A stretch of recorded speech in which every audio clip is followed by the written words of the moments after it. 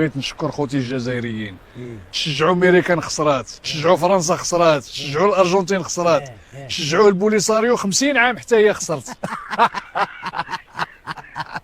يا سلام عليك يا خويا المغربي.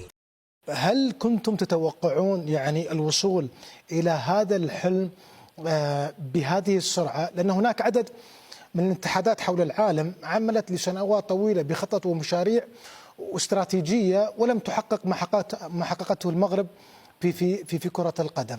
تحدث العالم ويتحدث دائما عن الاستثناء المغربي والشعار المغربي الذي يعتبر الحلم وأن المستحيل ليس مغربيا.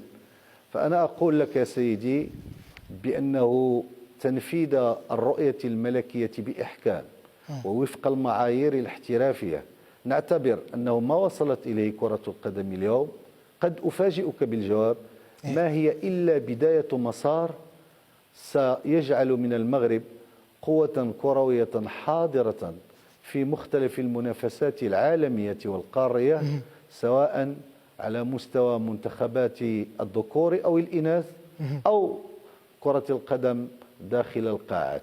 أنت تتصور معي وتلاحظ أن